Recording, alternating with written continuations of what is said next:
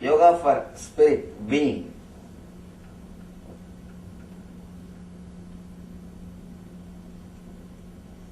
As a being, the being level, you don't need any separate meditation or yoga. All our yoga or meditation is to reach that level. That's all. If you can experience that level or stay in that level, you don't need any meditation or yoga. The aim of the yoga is reaching the level of being or the spirit.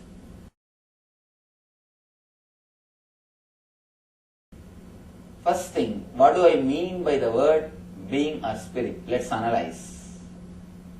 Let's analyze what do I mean by the word being. In Sanskrit we call Atman. You can translate it in a very superficial way as consciousness. Consciousness is not equivalent or exact translation of Atman, but we have no other way. We have to use the word consciousness. Soul is much poor word. Consciousness is at least a little better than soul. So I am using the word consciousness. Actually, being cannot be expressed by a single word. You can say what is not being and make people understand what is being. But you can't pinpoint and say what is being. Because whatever you can pinpoint is only related to mind. You can't say anything about the being because it is something beyond mind. It is something above your intellect, your logic.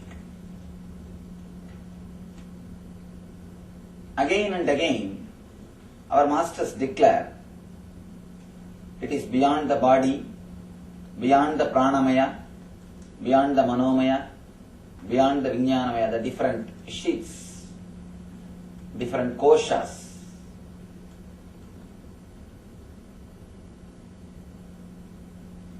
You have 5 bodies according to our Upanishads, are the 5 part of your being. First thing, physical body, which you are having, made out of flesh and bones, you know.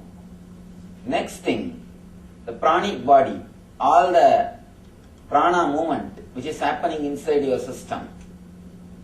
Inhaling, exhaling, all the other prana movements in your system. Third thing, your inner chattering, that is called manomaya. Fourth thing, the deep sleep state, what they call vijnanamaya, which you experience at the time of deep sleep. Fifth thing, anandamaya, of course, which you experience very rarely when your mind is totally in peace, when your mind is totally in silence. It is very rare people experience this Anandamaya Kosha. It's like if you are continuously asking for something, for example a sweet, particular sweet, continuously you are thinking about it. You want to have it. You are working for it. Suddenly one day you get that sweet. When you put that in your mouth, the restlessness which you had for that sweet, or continuous thinking which you had for that sweet, it disappears, it comes down. Your mind becomes a little calm for few moments. That few moments you experience Anandamaya Kosha. You experience the joy which is from your being. But unfortunately, your mind starts thinking that joy is from the sweet. Then you start running behind it. You think If you create a same situation or a same atmosphere, you will be able to experience the same joy. If that is the case, continuously the sweet must give you the same joy, but it is not giving. 4 sweets, okay. 5th, it's all right. 6th, you say, I think no, too much. 7th, you try to escape from it. If it is from the sweet, it must only continue or grow. If it is from particular space or particular situation, it must continue or grow, but it is not our experience.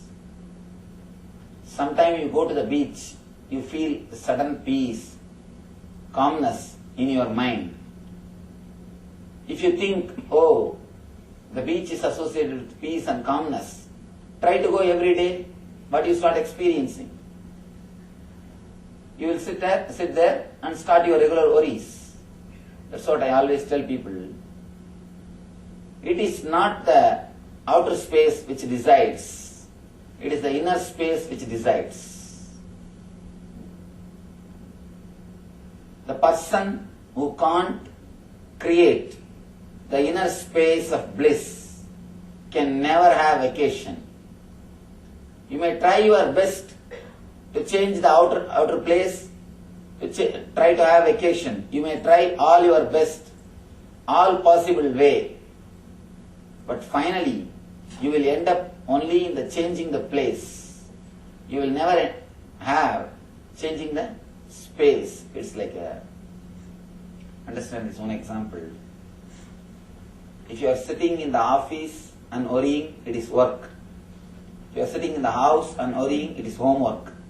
If you are sitting in beach and worrying, it is vacation. That's all. That's all we know. We don't know anything else. When you try to associate peace or bliss with the outer space or the outer situation, outer things, you try to repeat the same thing. But you will not have the same calmness, same joy, same peace, same ananda from that space, from that thing again and again. If you somehow learn the technique or manage to tune yourself with your being and open the Anandamaya Kosha, the bliss space, continuously you will be able to stay in that space. Continuously staying in that space is what I call Nitya Ananda, the eternal bliss.